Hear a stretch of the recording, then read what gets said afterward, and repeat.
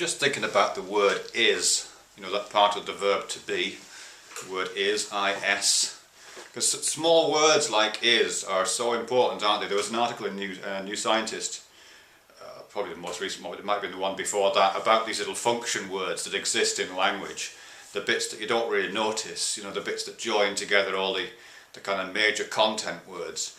And it was basically saying that those function words, well, this in that particular article it was saying how much they say about the person who's using them.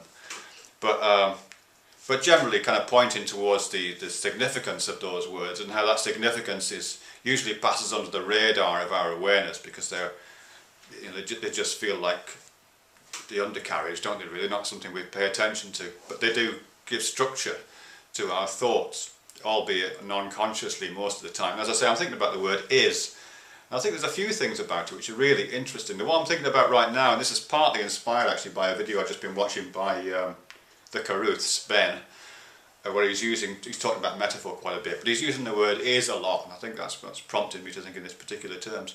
Because when we use the word is, I think we use it in slightly different ways, and there's slightly different metaphors and ways of understanding playing themselves out in that. I mean, the first one is just like, I think, a kind of signifier of equivalence. That when we say something is something, but on some occasions we're making a claim for identity. And the example I've got in mind right now is a YouTube example, which is that if a person has more than one channel, we can say that this user is this user. So for example, I have two channels, the conference report and conferep. And someone could rightly say, well, conference report is conferep, you know, indicating that those two users are the same person. So there's an equivalence between them. It's a relationship of identity, and that would be correct. So that is significant, you know, indicating, as I say, a relationship of identity. So it's like the equals sign in mathematics. Conference report equals conferep. Conference report is conferep. There's an equivalence there, and you can reverse it without changing anything. Conferep. Conference report is conferep. Conferep is conference report. It's the same thing. You know, it's a complete equivalence. It's what's the word for that? I don't know. There's a word in mathematics when things flow both ways. Anyway, it doesn't matter. So that's one is about, as I said, equivalence, which is kind of understood as kind of balance. You know, there's things on both sides balance one another.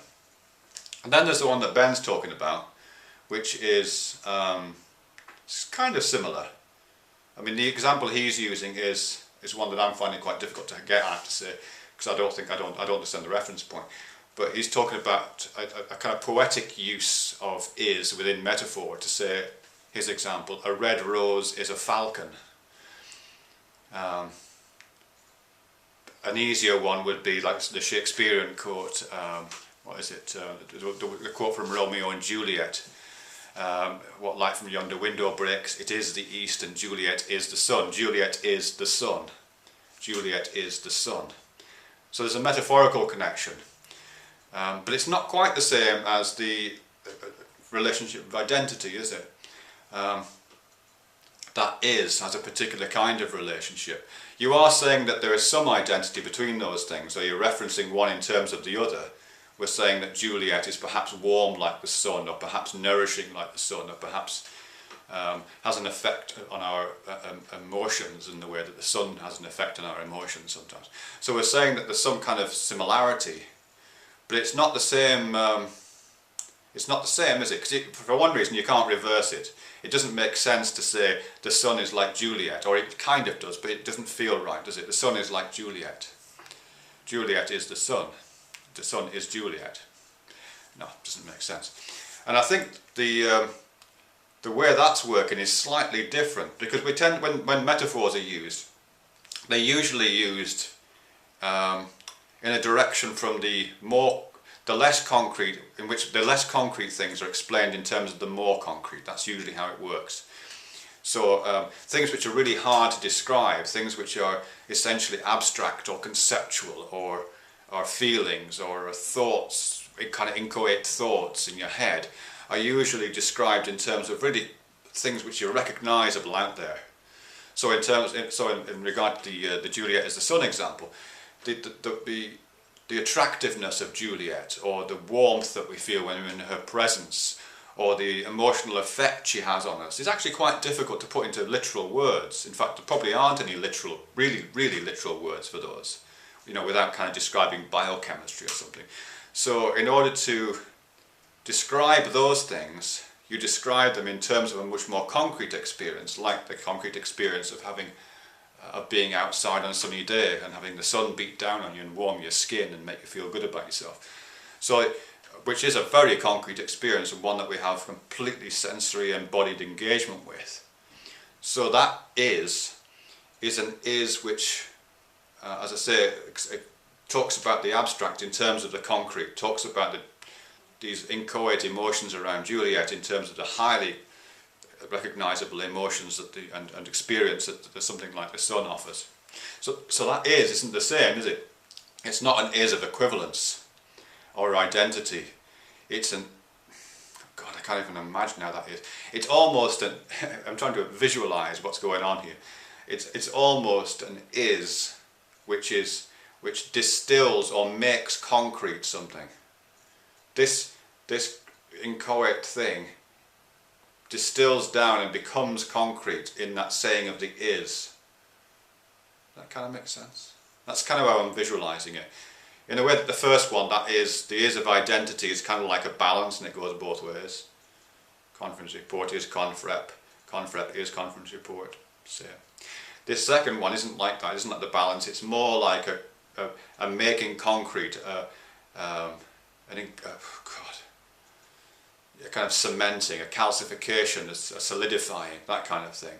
So the vaporous, ethereal sense of and abstract sense of who Juliet is made concrete in the is of the experience of the sun. So it's that is. It doesn't go the other way. That was hard. And there is a third is, and this is the is, which I think is different again, and it's to do with categories. Because when we say, like, I'm going to give you a classic example from logic. There's a very famous example in logic which is to do with how categories work. And it's all men are mortal, Socrates is a man, therefore Socrates is mortal. Yeah, it's a very famous syllogism. All men are mortal, Socrates is a man, therefore Socrates is mortal. Let me just take a little part of that. All men are mortal. A man is mortal. Yes? Or man is mortal. So there's an is there, but that's not the is of identity. You know, there's not, when you say man is mortal, it's completely true, but you can't reverse it. You can't say mortal is man. Doesn't make sense, does it? Nor are you calcifying or solidifying the idea of a man into as an abstract idea into the much more solid idea of mortality, because that's not the case, is it? Men are much more solid than the abstract concept of mortality, if anything. So that doesn't make sense. So I think it's one of categorization. I think when you say man is mortal, you're saying here's this category of things that are mortal, and man is in that category, along with potentially a lot of other things. Cats and dogs and plants and anything that lives and breathes really is mortal, isn't it? And man is one of those things. So when you say man is mortal, you're saying man is in the category of things that are mortal. And it doesn't reverse, obviously. You can't say mortal is man, because man, well, it might be a category, but it's not a category into which you could put mortal. Mortal is not inside the category of things that are men, but man is in the category of things that are mortal. And the other thing, the other part of that syllogism, Socrates is a man.